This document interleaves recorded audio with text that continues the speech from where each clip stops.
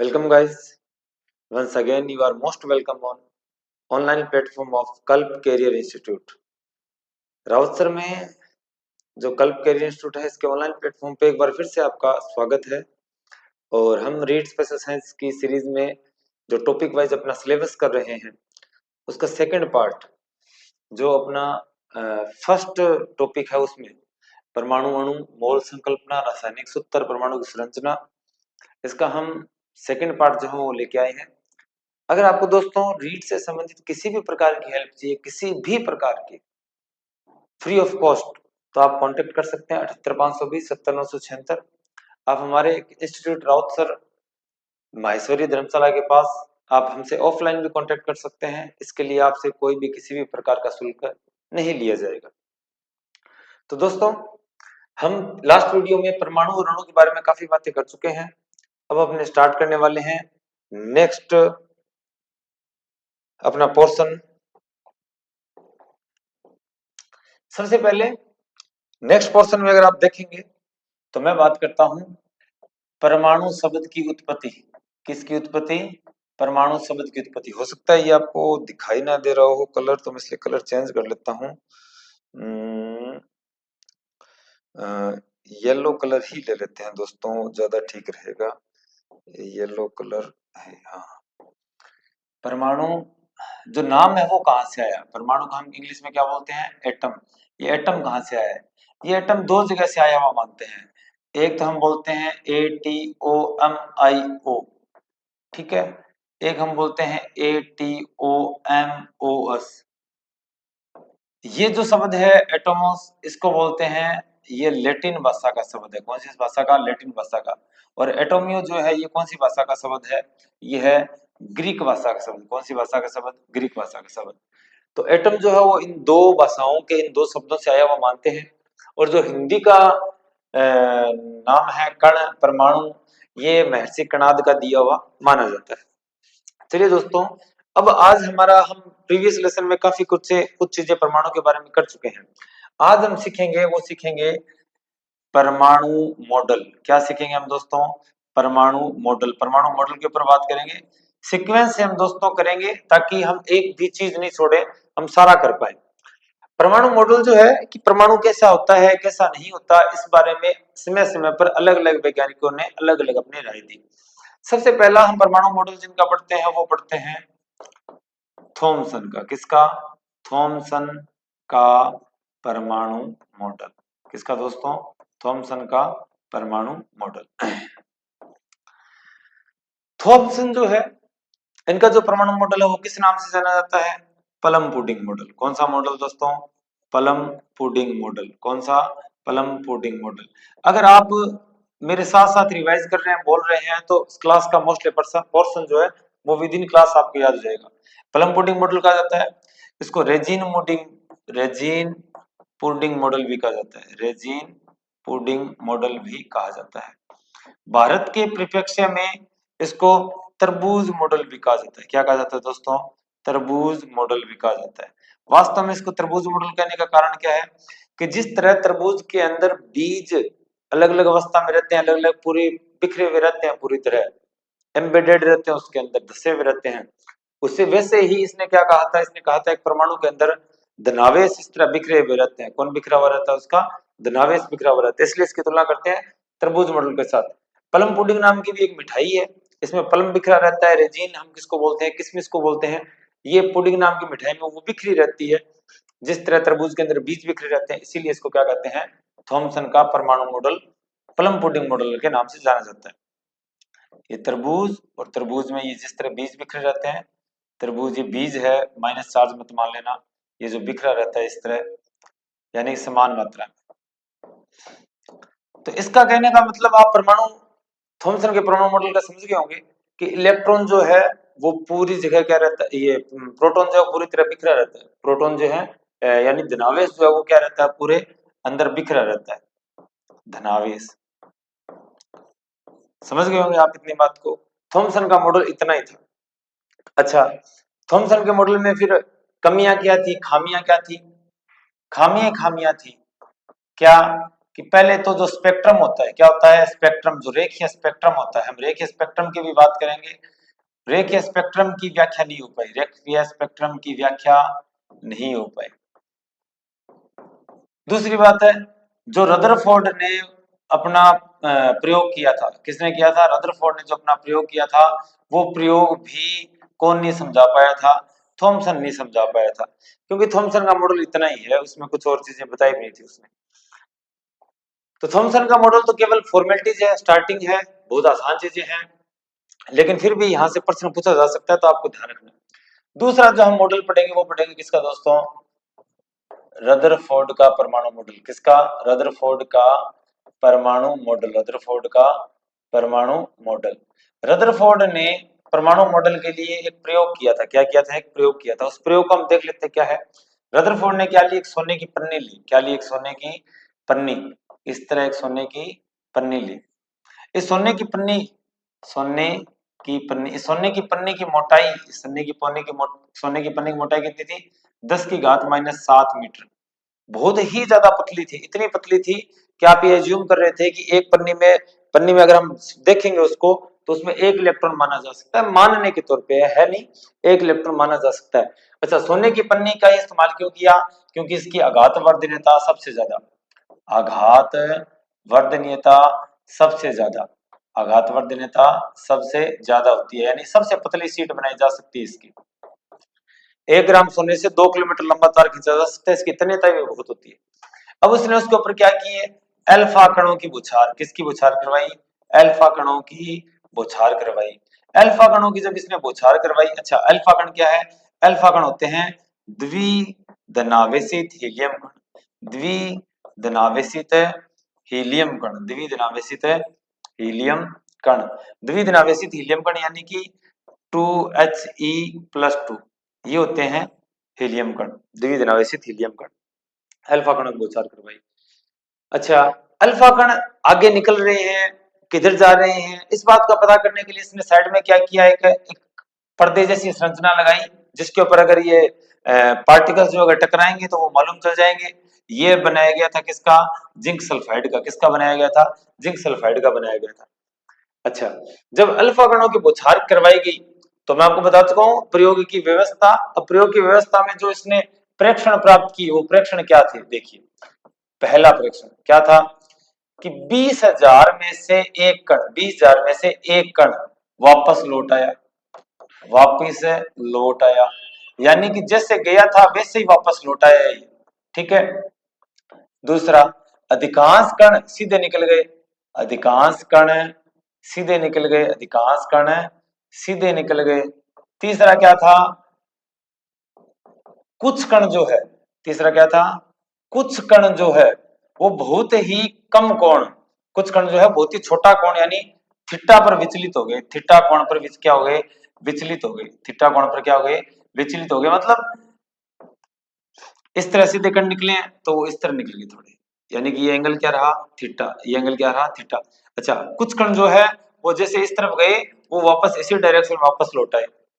20,000 में से एक कण जो है ये वापस लौटा था, बाकी कण सीधे निकल गए थे, और बहुत कम कण ऐसे भी कह सकते हो आप कि थीटा कोण पर विचलित हो गए। ये 3 प्रेक्षण प्राप्त हुए थे। इन 3 प्रेक्षणों के आधार पर उसने निष्कर्ष क्या निकाला, उसने निष्कर्ष क्या निकाला, उसने ये निष्कर्ष निकाला, आप भी ये निष्कर्ष निकाल सकते हो कि अल्फा कण पॉजिटिव है, ये तभी वापस आएंगे जब सामने इसको पॉजिटिव मिलेगा। क्या मिलेगा, सामने पॉजिटिव मिलेगा।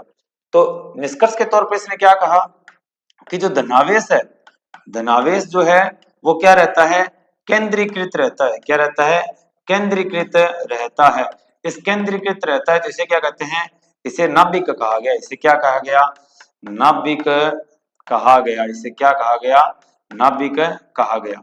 दूसरा, दूसरा ये रहा कि जो कुछ कण डिफ्लेक्ट हो रहे हैं कुछ एंगल पे, उनका भी यही रीजन था कि वो थोड़े से जो पॉजिटिव चार्ज है बीच में, धनावेशित जो चार्ज है बीच में, जो सेंट्रलाइज्ड है, उसके जब पास से निकले तो उससे थोड़े से डिफ्लेक्ट हो गए, क्योंकि उससे उनका क्या हुआ, रिपल्सन हुआ, प्रतिकर्षित हुए। बाकी इलेक्ट्रॉन की बात की गई तो इसने कहा कि इलेक्ट्रॉन नाभिक के चारों ओर, इलेक्ट्रॉन नाभिक के चारों ओर चक्कर लगाते हैं। इलेक्ट्रोनाभिक के चारों ओर क्या करते हैं? चक्कर लगाते हैं। क्या लगाते हैं? चक्कर लगाते हैं। ये किसने कहा था? रदरफोर्ड ने कहा था। अच्छा, रदरफोर्ड के अगर आप सहयोगियों की बात करो तो एक का नाम था गीगर। एक का क्या नाम था? गीगर। गीगर ने इसकी हेल्प की थी। दूसरा कौन था? मार्सडेन। कौन था? मार्सडेन। एक तो था कौन? गीगर, और दूसरा कौन था? मार्सडेन। इन दोनों लोगों ने इस पूरे प्रोसेस में इसकी हेल्प की थी, रदरफोर्ड की हेल्प की थी।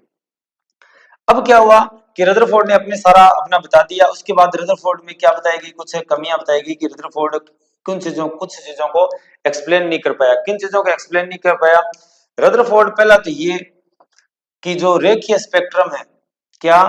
रेखीय स्पेक्ट्रम, उस रेखीय स्पेक्ट्रम की व्याख्या नहीं हो पाई। रेखीय स्पेक्ट्रम की व्याख्या नहीं कर पाया। रेखीय स्पेक्ट्रम की व्याख्या नहीं कर पाया। अब रेखीय स्पेक्ट्रम फिर से आ गया नाम। क्या होता है?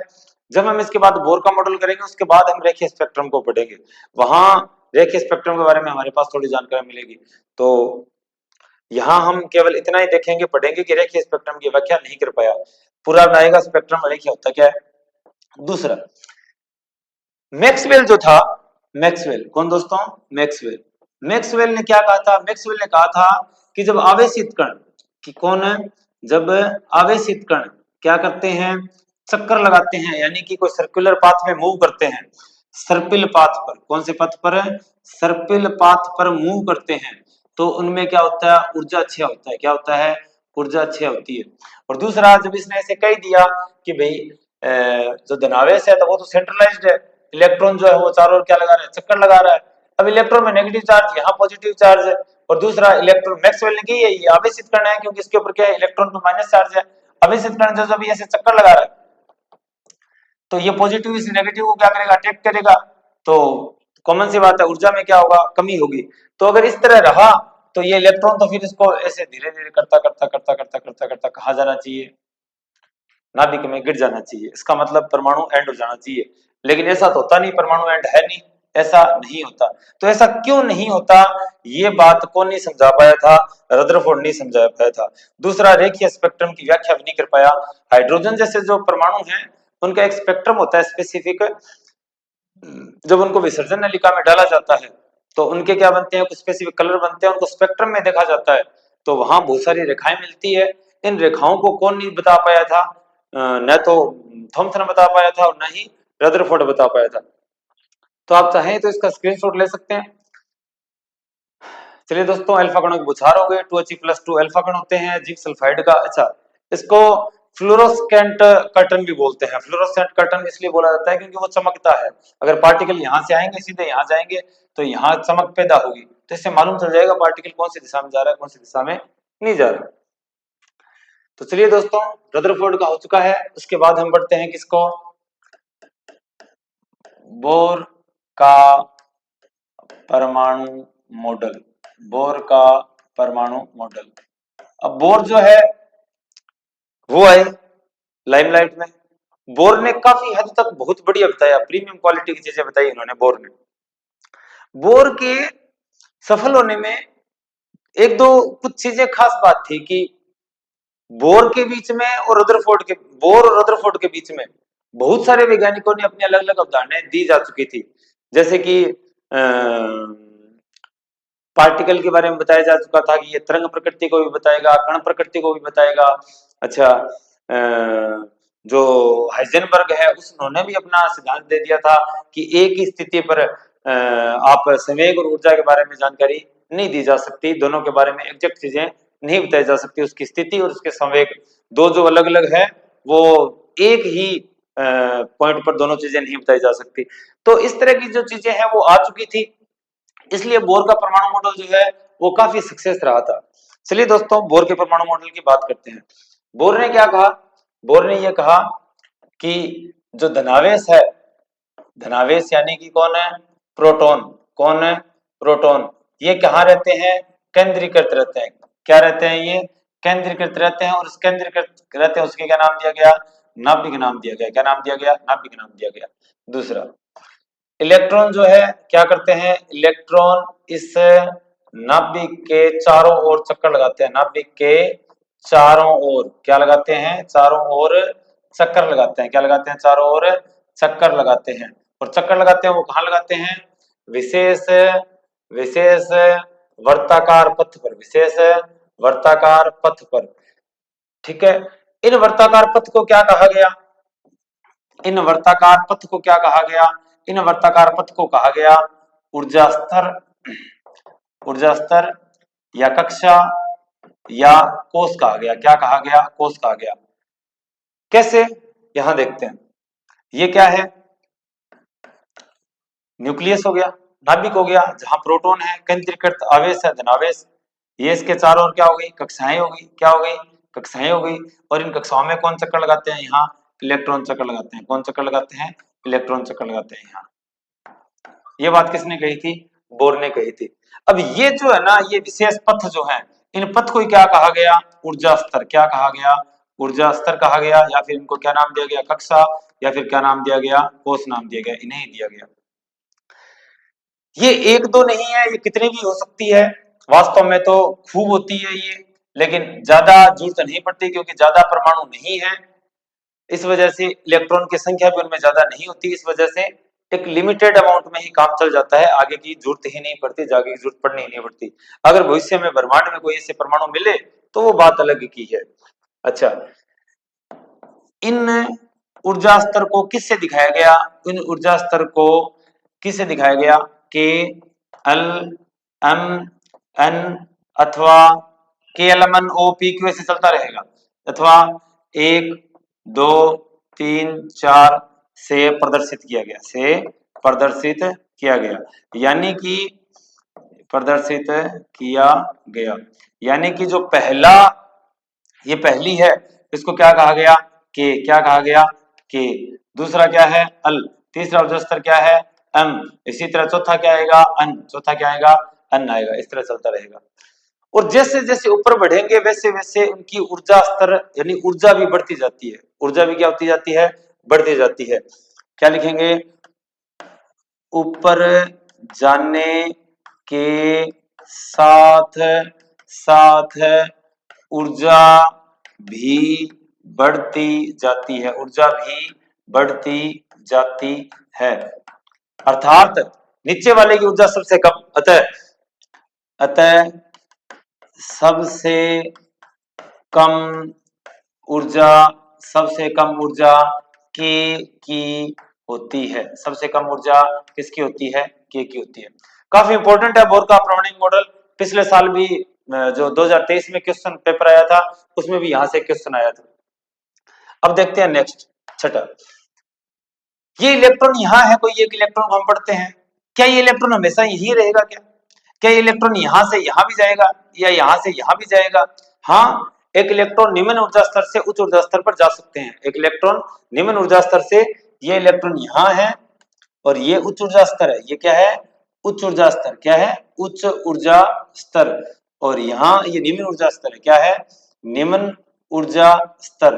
तो हाँ, एक इलेक्ट्रॉन जो है वो उच्च ऊर्जा स्तर में भी जा सकता है, निम्न ऊर्जा स्तर में भी जा सकता है, लेकिन जब ये निम्न ऊर्जा स्तर पर जाएगा तब क्या करेगा, ऊर्जा का त्याग करना पड़ेगा, ऊर्जा का क्या करना पड़ेगा, त्याग करना पड़ेगा। लेकिन जब ये उच्च ऊर्जा स्तर में जाएगा तो ऊर्जा का क्या करना पड़ेगा, ऊर्जा का अवशोषण होगा, क्या होगा, ऊर्जा का अवशोषण होगा, क्या होगा, ऊर्जा का अवशोषण होगा, क्योंकि ये कोई एक बीच में है, यहाँ इसके निम्न कम ऊर्जा स्तर है, यानी यहाँ जो इलेक्ट्रॉन रहेंगे उनकी ऊर्जा कम होगी, तो ऑब्वियसली सी बात है इनकी ऊर्जा क्या होगी, इसको कम करनी पड़ेगी, बाहर त्यागनी पड़ेगी। और अगर ऊपर जा रहा है, ऊपर जा रहा है तो इसका मतलब है ऊपर वालों के ऊर्जा स्तर में इलेक्ट्रॉन की ऊर्जा ज्यादा होनी चाहिए, तो इसको इलेक्ट्रॉन को ऊर्जा ज्यादा चाहिए तभी ऊपर जा पाएंगे। तो आप इसका दोस्तों स्क्रीनशॉट ले लीजिए, अभी बाकी है, बोर का चल रहा है, हम पढ़ते हैं आगे। नेक्स्ट, बोर और क्या कहते हैं, बोर ने क्या कहा, अब बोर ने, जैसे कि रदरफोर्ड में प्रॉब्लम है, क्या प्रॉब्लम आई कि ये नाभिक है, नाभिक के चारों ओर ये क्या है, इलेक्ट्रॉन जो है यहाँ मूव कर रहे हैं। तो हमने कहा था कि मैक्सवेल जो कहता है वो कहता है आवेशित कण जो है वो जब किसी सर्कुलर पाथ में मूव करता है तो उसकी ऊर्जा में कमी होती है, दूसरा पॉजिटिव नेगेटिव को इफेक्ट भी कर रहा है, अट्रैक्ट भी कर रहा है, तो उसकी ऊर्जा में इतनी कमी हो जाएगी धीरे धीरे ये कहाँ गिर जाना चाहिए, इस नाभिक में गिर जाना चाहिए। ऐसा क्यों नहीं आता, तो ऐसा बोर ने ये कहा कि देखो, जब कोई भी पार्टिकल सर्कुलर पाथ में मूव करता है, जैसे कि कोई पार्टिकल यहां मूव कर रहा है, तो अगर इस पार्टिकल इस पोजीशन पे मूव कर रहा है वो, तो यहां उस पर दो तरह के फोर्स लगेंगे। यहाँ कितने तरह के फोर्स लगेंगे? दो तरह के फोर्स लगेंगे।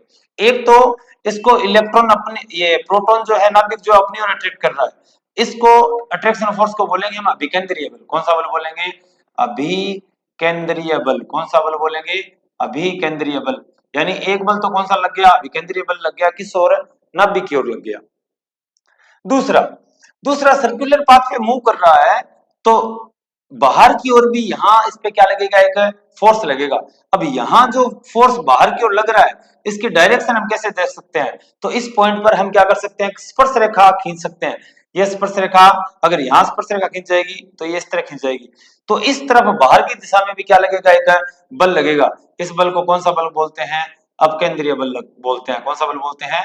अपकेंद्रीय बल बोलते हैं। आपने देखा भी होगा कि हम कई बार जब बच्चे थे तो एक डेरियो बने, पतंग ने लूटना वास्ते एक डेरियो देख लो ना थारो, यहाँ पतंग उड़तो हुए और आपा एक रस्सी का गए आगे छोटो सा पत्थर बांध लिया, मैंने यहाँ कर गेर बिंगा डोरी को ऊपर फेंक दिया और फिर नीचे खींच लिया। तो वो जो व्यवस्था है डेरिये वाली, उसको हम ऐसे ऐसे ऐसे ऐसे हाथ में घुमा रहे हैं और हाथ में घुमा के फेंकते हैं, तो यहाँ अगर हमने उसको छोड़ा है तो उसी डायरेक्शन में जाएगा आगे, ना कि घूमने लगेगा, इधर जाएगा उधर जाएगा, नहीं जाएगा। तो वो हमने देखा है। तो यहाँ एक अपकेंद्रीय बल लग रहा है, एक अभिकेंद्रीय बल लग रहा है। जो अभिकेंद्रीय बल लग रहा है ये लगता है कहाँ? अंदर की ओर। कहाँ लगता है? अंदर की ओर। और ये अंदर की ओर लग रहा है। अपकेंद्रीय बल कहाँ लगता है? बाहर की ओर लगता है। कहाँ लगता है? बाहर की ओर। कहाँ लगता है? बाहर की ओर। तो रदरफोर्ड इसने बोर ने ये कहा, जो अभिकेंद्रीय बल है, जो अभिकेंद्रीय बल है, यह किसके बराबर होता है? अपकेंद्रीय बल के बराबर होता है। किसके बराबर है? अपकेंद्रीय बल के बराबर होता है। इस वजह से पार्टिकल इलेक्ट्रॉन जो है कहाँ नहीं गिरेंगे? अंदर नहीं गिरेंगे। कहाँ नहीं गिरेंगे? अंदर नहीं गिरेंगे। ये रदरफोर्ड की जो प्रॉब्लम थी उसका सॉल्यूशन इन्होंने कर दिया था। अच्छा, अपकेंद्रीय बल जो है वो होता है mv² अपॉन आर। क्या होता है? mv² upon are. याद रखना है आपको। अपकेंद्रीय बल कौन सा है? अपकेंद्रीय बल है mv² अपॉन आर। दूसरा अभिकेंद्रीय बल। अभिकेंद्रीय बल ज्ञात करने के लिए हम कूलाम के नियम का उपयोग करते हैं। किसके नियम का? कूलाम के नियम का उपयोग करते हैं। कूलाम का नियम क्या है कि अगर कोई Q1 एक चार्ज है और Q2 कोई चार्ज है और दोनों के बीच में r दूरी है, तो इन दोनों के बीच में लगने वाला अट्रैक्शन फोर्स जो होता है, फोर्स जो होता है, सी लगा रहा हूं, यानी कूलाम ने क्या कहा था? ये होता है कि Q1 Q2 अपॉन r²। अच्छा, तो यहाँ के तो क्या है? एक कांस्टेंट है। Q1 क्या है अपना? यहाँ जो नाभिक के अंदर चार्ज है वो है। Q2 जो है वो क्या है? अपना इलेक्ट्रॉन है यहाँ पे। तो के तो के रह गया। Q1 मतलब प्रोटॉन यहाँ कितने हैं? तो प्रोटॉन, नंबर ऑफ प्रोटॉन क्या होंगे? जेड होंगे, क्योंकि जेड ही क्या है? उसका परमाणु क्रमांक होता है। Number of proton he Z है। और ये तो आ गया नंबर ऑफ प्रोटॉन, और नंबर ऑफ प्रोटॉन पे चार्ज कितना है, तो ये ज्ञात करने के लिए हम इसको मल्टीप्लाई कर देते हैं ई से। ई यानी इलेक्ट्रॉन का चार्ज, आपको मालूम है इलेक्ट्रॉन का चार्ज 1.6 × 10⁻⁻19, प्रोटॉन का भी charge 1.6 × 10⁻19, but proton positive charge, electron negative charge होता है। तो टोटल चार्ज कितना है यहाँ? Number of proton multiply number charge on proton, यानी कि एक प्रोटॉन पे जो चार्ज है उसको हम गुणा कर देते हैं किससे? एक बार कॉल डिस्कनेक्ट कर देता हूं मैं।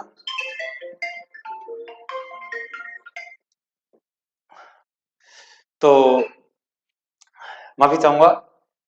तो अगर हाँ हम प्रोटॉन पे यहाँ टोटल आवेश की बात करें, तो टोटल आवेश हम कैसे ज्ञात करेंगे? कि हमें कुल प्रोटॉन कितने हैं? जेड है, और एक प्रोटॉन पर आवेश कितना है? ई है। तो एक प्रोटॉन पे, यानी नाभिक में आवेश जो है वो क्या आ गया? Q1 क्या आ गया? जेड डी आ गया। और Q2 क्या है? इलेक्ट्रॉन, तो ये आ गया वापस इलेक्ट्रॉन का चार्ज, और बटे में r²। तो क्या हो गया कि Ze² अपॉन r²। तो ये जो mv² है ये किसके इक्वल होगा? के Ze² अपॉन r²। क्लियर है दोस्तों? ये बोर ने दिया था, आपको ढंग से पढ़ना है, इसको अच्छी तरह याद रखना है, पिछली बार इसमें से प्रश्न आया था। अगली बात, इलेक्ट्रॉन जो है वो सर्कुलर पाथ पे मूव करते हैं, लेकिन कुछ खास पथ पर ही मूव करेंगे। ऐसे नहीं कि सभी जगह मूव कर रहे हैं। ये केवल उन्हीं सर्कुलर पाथ में मूव करेंगे या उन्हीं कक्षाओं में मूव करेंगे जिनका कोणीय संवेग, जिनका क्या कोणीय संवेग, कोणीय संवेग क्या होता है एम वी आर, वो क्या हो h अपॉन 2 पाई का पूर्ण गुणज हो, h/2 पाई का क्या हो पूर्ण गुणज हो, यानी इलेक्ट्रॉन केवल उन्हीं कक्षाओं में चक्कर चक्कर लगाते हैं जिनका कोणीय संवेग h/2 पाई का पूर्ण गुणज हो, यानी क्या होगा M V R is to क्या होना चाहिए एन h/2 पाई होना चाहिए। ये मोस्ट इंपॉर्टेंट है,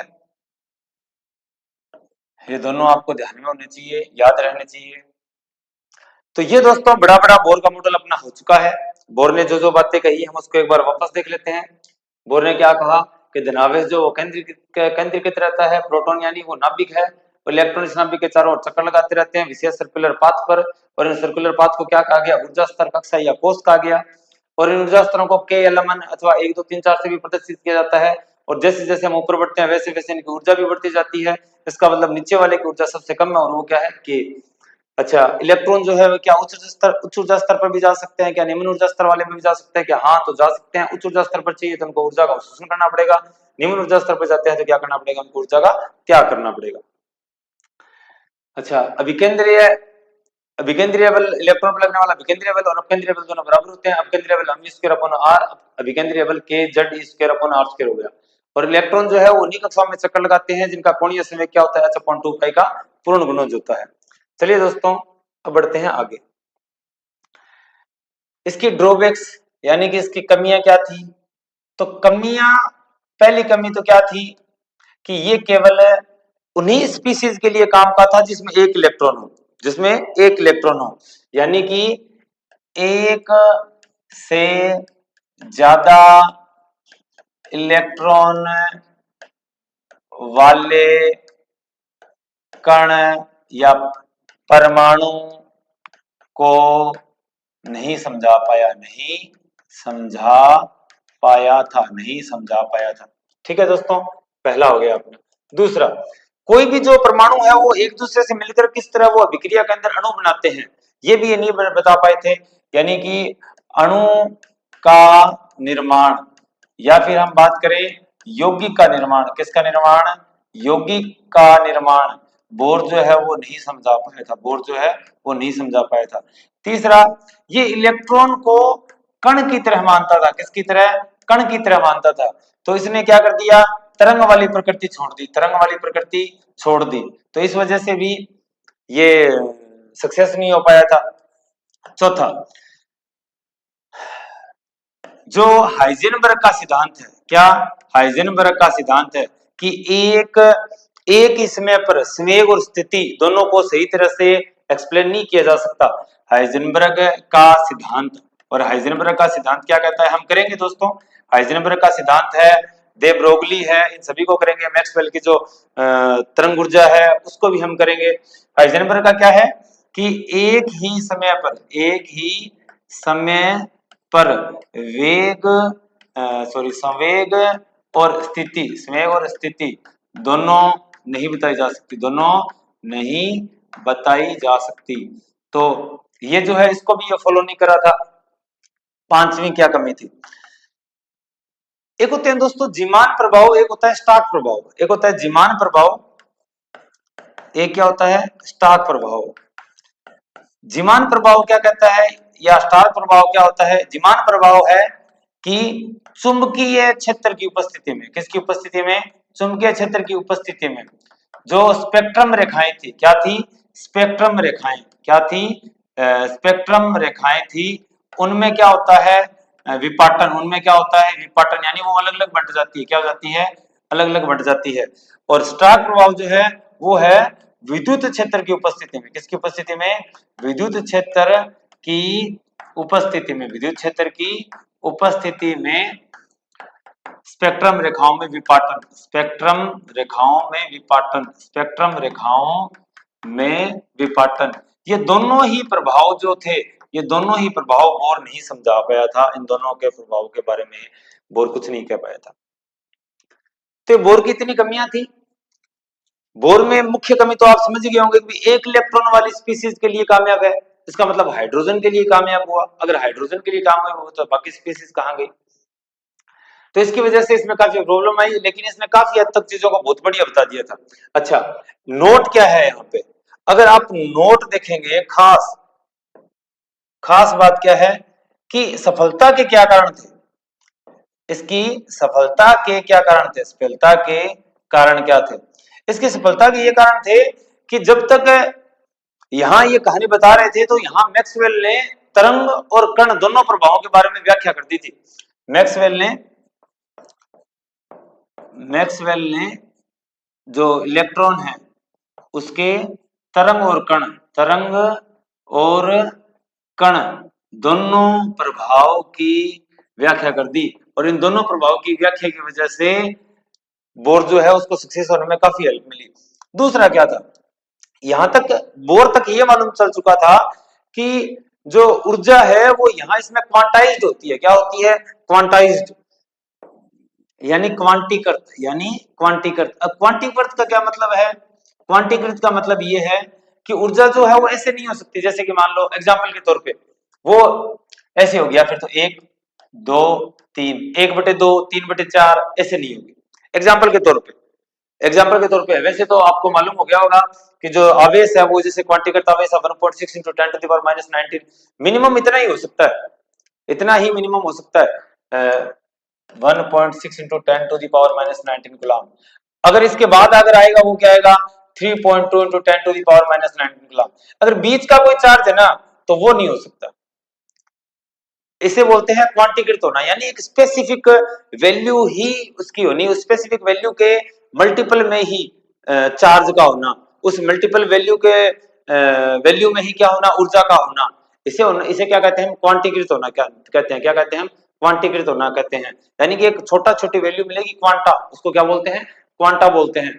तो वो वैल्यू जो है, वो मिनिमम वैल्यू जो है वो बता दी गई थी कि भाई इसी के मल्टीपल में अब आपको ऊर्जा मिलेगी। तो इन दो चीजों से बोर को काफी हेल्प मिली थी। तो इसकी सफलता के कारण जो है ना, ये दो आप थोड़े से ध्यान दे लेना, देख लेना। अब हम बार बार बात कर रहे थे रेखीय स्पेक्ट्रम, रेखीय स्पेक्ट्रम की व्याख्या नहीं कर पाए, रेखीय स्पेक्ट्रम की व्याख्या नहीं कर पाए। लेकिन हमने यहाँ बोर के लिए ऐसी कोई बात नहीं की कि रेखीय स्पेक्ट्रम की व्याख्या कर पाए कि नहीं कर पाए। अब हम पढ़ेंगे हाइड्रोजन का स्पेक्ट्रम। क्या पढ़ेंगे? हाइड्रोजन का स्पेक्ट्रम। हाइड्रोजन का रेखीय स्पेक्ट्रम क्या पढ़ेंगे? हाइड्रोजन का रेखीय स्पेक्ट्रम पढ़ेंगे।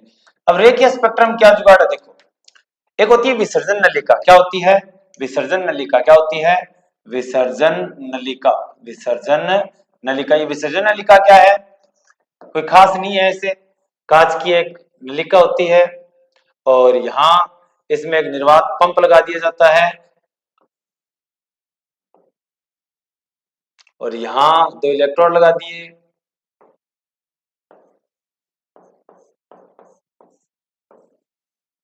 ये कैथोड हो गया, ये एनोड हो गया। अच्छा, स्थिति क्या रखनी है? उच्च विभव, वोल्टेज क्या होना चाहिए? ज्यादा होना चाहिए। और दाब क्या होना चाहिए? कम होना चाहिए। दाब क्या होना चाहिए? कम होना चाहिए। और इसके अंदर कौन सी गैस भरी जाती है? हाइड्रोजन। कौन सी गैस भरी जाती है? हाइड्रोजन। जब ऐसी स्थिति की जाती है, आप इसको उल्टा भी कर सकते हैं, इसको इस तरह कर सकते हैं। कोई कहे कि सर ये आपने उल्टा बना दिया, तो आप इसको ऐसे भी कर सकते हैं, कोई खास बात नहीं है। ऐसे, ये क्या हो जाएगा? कैथोड। ये क्या हो जाएगा? एनोड। जब इसमें ये हाइड्रोजन भरी गई और उच्च विभव पैदा किया गया। अच्छा, ये क्या है? निर्वात। स्थिति क्या होनी चाहिए? निर्वात की स्थिति होनी चाहिए। जब ऐसी स्थिति रहेगी तो यहाँ कौन सा रंग दिखाई देता है? गुलाबी रंग। कौन सा रंग दिखाई देता है? गुलाबी रंग। कौन सा रंग दिखाई देता है? गुलाबी रंग दिखाई देता है। समझ आ गई बात? हम पढ़ रहे हैं हाइड्रोजन का रेखीय स्पेक्ट्रम। हाइड्रोजन का रेखीय स्पेक्ट्रम क्या है कि विसर्जन नलिका के अंदर जब हाइड्रोजन को भरा जाता है, विसर्जन नलिका की स्थिति में आपको बता चुका हूं, और जब इसमें ये स्थितियां लागू की जाती है तो इसमें आपको कौन सा रंग दिखाई देता है? गुलाबी रंग दिखाई देता है। और गुलाबी रंग को जब स्पेक्ट्रम में देखा जाता है, इस गुलाबी रंग को जब किस में देखा जाता है? स्पेक्ट्रम में। अब मैं आपको थोड़ा सा स्पेक्ट्रम के बारे में बता देता हूँ क्या होता है। स्पेक्ट्रम क्या होता है? स्पेक्ट्रम है एक स्पेसिफिक सीक्वेंस। क्या होता है? एक स्पेसिफिक सीक्वेंस होता है। क्या होता है? स्पेसिफिक सीक्वेंस होता है। जैसे कि हम क्या करते हैं, प्रिज्म में से जब सूर्य के प्रकाश को आपतित करवाया जाता है, जब सूर्य के प्रकाश को आपतित करवाया जाता है तो 7 रंगों में बंट जाता है। 7 रंगों में बंट जाता है। कितने रंगों में बंट जाता है? 7 रंगों में। तो ये क्या हो गया? एक स्पेसिफिक सीक्वेंस हो गया। क्या हो गया? एक स्पेसिफिक सीक्वेंस हो गया। तो इसको क्या बोलेंगे? हम स्पेक्ट्रम बोलेंगे। क्या बोलेंगे हम? स्पेक्ट्रम बोलेंगे। VIBGYOR, violet, indigo, blue, green, yellow, orange और रेड। तो ये क्या हो गया? एक स्पेसिफिक कलर मिल गया आपको, एक सीक्वेंस मिला है कलर को। ये सीक्वेंस जो मिला है कलर का, इसे ही हम क्या कहते हैं? स्पेक्ट्रम कहते हैं। स्पेक्ट्रम जरूरी नहीं कि ये ही स्पेक्ट्रम है, अलग अलग जो सीक्वेंस होंगे, जो रंगों के सीक्वेंस होंगे, जो ऊर्जा के सीक्वेंस होंगे, एक समूह जो होगा उसे हम क्या कहेंगे? स्पेक्ट्रम कहेंगे। क्या कहेंगे? स्पेक्ट्रम कहेंगे। तो जब इस गुलाबी रंग को स्पेक्ट्रम में देखा जाता है, गुलाबी रंग को स्पेक्ट्रम में देखा जाता है तो हमें अलग अलग रेखाएं मिलती है। क्या मिलती है? अलग अलग रेखाएं मिलती है। इन अलग अलग रेखाओं को ही हम क्या कहते हैं? हाइड्रोजन का रेखीय स्पेक्ट्रम। लिख देता हूं मैं। जब जब गुलाबी रंग को, इस गुलाबी रंग को, सामान्य गुलाबी रंग को नहीं, इसी गुलाबी रंग को, गुलाबी रंग को स्पेक्ट्रम में देखा जाता है। किस में देखा जाता है? स्पेक्ट्रम में। तो विशेष रेखाएं प्राप्त होती है या रेखाएं दिखाई देती है? विशेष रेखाएं दिखाई देती है। विशेष रेखाएं दिखाई देती है। इन्हें इन्हें क्या कहते हैं? रेखीय स्पेक्ट्रम कहते हैं। इन्हें क्या कहते हैं? रेखीय स्पेक्ट्रम कहा। रेखीय स्पेक्ट्रम लिखा है ये, स्पेक्ट्रम कहा जाता है। और किसका? ये हाइड्रोजन का रेखीय स्पेक्ट्रम है। किसका है? हाइड्रोजन का। किसका है? हाइड्रोजन का रेखीय स्पेक्ट्रम है। ठीक है दोस्तों। अब किस तरह की रेखाएं प्राप्त होती है? यहाँ कई तरह की रेखाएं प्राप्त होती है। उनमें से पहली है कौन सी? लाइमन। कौन सी रेखा है? लाइमन। दूसरी कौन सी है? बामर। दूसरी कौन सी है? बामर।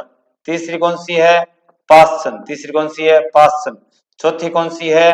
ब्रैकेट। चौथी कौन सी है? ब्रैकेट। और पांचवी कौन सी है? फुंड। पांचवी कौन सी है? फुंड। अफ्यूवंडी। फुंड। फुंड। ठीक है दोस्तों, ये 5 तरह की रेखाएं प्राप्त होती है। कैसे? लाइमन कब प्राप्त होती है? लाइमन का मतलब है कि जब N1 से कोई N1 से N2 पे जाता है। अच्छा, ये होता क्यों है? ये कलर वगैरह मिलते क्यों हैं? जब कोई एक इलेक्ट्रॉन निम्न ऊर्जा स्तर से उच्च ऊर्जा स्तर में जाता है तो वो क्या करता है? उसे ऊर्जा चाहिए। क्या चाहिए? उसे ऊर्जा चाहिए। या फिर एक इलेक्ट्रॉन जब उच्च ऊर्जा स्तर से निम्न ऊर्जा स्तर में जाता है तो वो ऊर्जा का त्याग करता है। जब ये ऊर्जा का त्याग करता है तो ये ऊर्जा के विशेष जो ऊर्जा है इसे स्पेक्ट्रम में देखा जा सकता है और ये अलग अलग कलर में दिखाई देता है। अलग अलग कलर में दिखाई देता है, अलग अलग दिखाई देती है। तो एक इलेक्ट्रॉन का निम्न ऊर्जा स्तर से उच्च ऊर्जा स्तर पर जाने पर या उच्च ऊर्जा स्तर से निम्न ऊर्जा स्तर पर जाने पर अलग अलग आपको क्या मिलते हैं? स्पेक्ट्रम मिलते हैं। अलग अलग क्या मिलते हैं आपको? स्पेक्ट्रम मिलते हैं। एक अवशोषण स्पेक्ट्रम होता है जो ऊर्जा के अवशोषण से मिलता है। एक उत्सर्जन स्पेक्ट्रम होता है जो ऊर्जा के उत्सर्जन से मिलता है। यानी कि यहां जब कोई इलेक्ट्रॉन जो है N1 से कहा जा रहा है, N1 क्या है? N1 equal to 1। लाइमन तब प्राप्त होती है जब N1 से N2 पे जा रहा है। कहां से कहां? हम लिख देते हैं, मैं यहां लिख देता हूं, N1 से N2 पर जाना। N1 से N2 पर जाना। और N1 क्या होगी? लाइमन तभी प्राप्त होगी जब N1 से कहा जाएगा? वो N2 पे जाएगा और N1 क्या होगा? 1 होगा। तो N2 क्या होगा? 2, 3, 4, 5। यानी कि फर्स्ट से सेकंड पे जाए, फर्स्ट से थर्ड पे जाए, फर्स्ट से फोर्थ पे जाए, फर्स्ट से फिफ्थ पे जाए। तो कौन सी श्रेणी की रेखाएं मिलेगी आपको? लाइमन श्रेणी की रेखाएं मिलेगी। जब यही इलेक्ट्रॉन N1 2 से कहा जाता है? 3 पे जाता है। कहा जाता है? 2 से 3 पर या 2 से 4 पर या 2 से 5 पर। तो हमें कौन सी श्रेणी मिलती है? बामर श्रेणी। कौन सी श्रेणी मिलती है रेखाओं की? बामर श्रेणी। अच्छा, अगर N1 क्या हो? 3 हो। N1 क्या हो? 3 हो। N2 क्या हो? अगर 3 से 4 पे जा रहा है, 3 से 5 पे जा रहा है, 3 से 6 पे जा रहा है, तो कौन सी श्रेणी की मिलेगी? पासन श्रेणी की। अगर n1 क्या हो आपका 4 हो और n2 क्या हो आपका 5 है, n2 आपका क्या है 6 है, तो कौन सी श्रेणी की मिलेगी? ब्रैकेट श्रेणी की। और अगर आपका n1 क्या है 5 है, n2 क्या है 6 है, आगे है, तो आपको कौन सी 5th से अगर 6th में जाएगा तो आपको कौन सी श्रेणी की रेखा मिलेगी?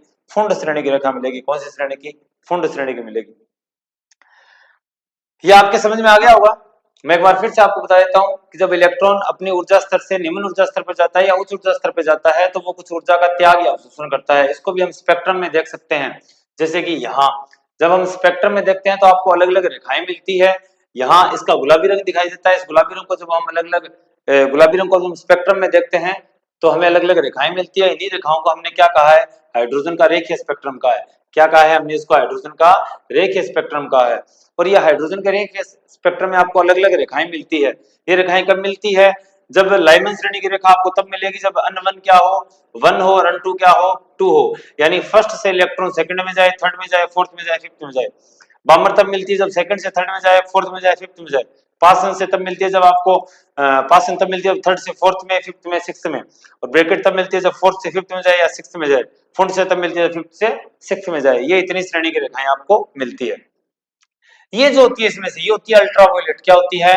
Ultra violet. क्या होती है? Ultraviolet. ये जो आपको रेखाएं दिखाई दे रही है या फिर जो आपको प्रकाश मिल रहा है ये कौन सा है? अल्ट्रा वायलेट है। ये जो है ये विजिबल प्रकाश है। कौन सा है? विजिबल प्रकाश है। आपको ये दिखाई दे जाएगा विजिबल प्रकाश। इनका अलग अलग तरंग दैर्घ्य होता है। तरंग दैर्घ्य के आधार पर कोई अल्ट्रा वायलेट है, कोई विजिबल है। ये इंफ्रारेड है। कैसी है ये? इंफ्रारेड है। कैसी है? इंफ्रारेड है। ये भी कैसी है? इंफ्रारेड है। कौन सी है? इंफ्रारेड है। ये भी कौन सी है? इंफ्रारेड है। कौन सी है? इंफ्रारेड है। समझ में आ गई होगी दोस्तों ये बात। इन सभी की अलग अलग तरंग दैर्घ्य, अलग अलग आवृत्ति होती है जो हम क्या कर सकते हैं? ज्ञात कर सकते हैं। चलिए दोस्तों आप इसका स्क्रीनशॉट ले सकते हैं। हम इसके बाद बढ़ते हैं आगे वाले पेज पे।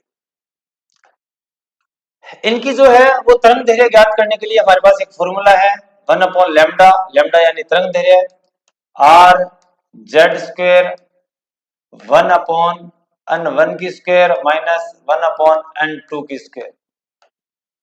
बहुत ही रेयर चांस है कि आपको इसके ऊपर बेस्ट न्यूमेरिकल मिलेंगे। तरंग दैर्घ्य जो है यहाँ सेंटीमीटर इनवर्स आएगा, लैम्डा है। अच्छा 1/लैम्डा क्या होता है? न्यू। न्यू यानी आवर्ती। ये क्या है? आवर्ती। क्या है? आवर्ती है। तो इसको ऐसे भी लिखा जा सकता है आवर्ती is equal to R Z square 1/n1 की स्क्वायर माइनस 1/n2 की स्क्वायर। ये सेंटीमीटर इनवर्स होता है। समझ में आ गया होगा दोस्तों। अच्छा यहाँ आर क्या है? आर जो है वो है आर रिडबर्ग कांस्टेंट। क्या है? रिडबर्ग कांस्टेंट या रिडबर्ग नियतांक। रिडबर्ग कांस्टेंट या फिर रिडबर्ग नियतांक। जेड जो है वो क्या है? परमाणु नंबर यानी परमाणु क्रमांक। जेड क्या है? जेड है परमाणु क्रमांक। मैं बता चुका हूं आपको पहले ही कि जेड परमाणु क्रमांक को लिखा जाता है n1 और n2। हम बात कर चुके हैं कहां से कहां जा रहे हैं। अच्छा इसके बाद अपना रिडबर्ग कांस्टेंट की वैल्यू क्या होती है? इसकी वैल्यू होती है 1,09,700 सेंटीमीटर इनवर्स। ये रिडबर्ग कांस्टेंट की क्या होती है? वैल्यू होती है। ठीक है दोस्तों। यहाँ अपना लगभग ये रेखीय स्पेक्ट्रम था। इसकी व्याख्या कौन नहीं कर पाए थे? इसकी व्याख्या ना तो थॉमसन कर पाया था ना ही रदरफोर्ड कर पाया था। आप देखिए यहाँ हमने यहाँ से स्टार्ट किया था हमारा लेसन आज का टॉपिक। सॉरी अच्छा परमाणु मॉडल, थॉमसन का मॉडल हमने देखा। प्लम पुडिंग बोलते हैं, रेजिन बोलते हैं, तरबूज बोलते हैं। और उसके बाद हमने रदरफोर्ड के बारे में पढ़ा। हमने सारी जानकारियां ली। और रदरफोर्ड में गीगर गीगर और मार्सडेन ये दोनों इसके सहयोगी हैं। आप नाम लिख लीजिएगा इनके। उसके बाद बोर के परमाणु मॉडल की हमने बात की। हमने बोर के परमाणु मॉडल को बढ़िया ढंग से पढ़ लिया। और बोर के परमाणु मॉडल के हम सफलता के कारण भी देख लिए हमने। और उसके बाद हमने स्पेक्ट्रमी रेखाओं की बात की। रेखीय स्पेक्ट्रम कैसे है कैसे नहीं है, कि कौन सा इंफ्रारेड है कौन सा इंफ्रारेड नहीं है। नेक्स्ट एक चीज और देख लेते हैं। अगर कोई परमाणु यहाँ को अगर कोई इलेक्ट्रॉन यहाँ n1 से n2 पे जा रहा है, n1 से क्या जा रहा है? n2 पे जा रहा है। अगर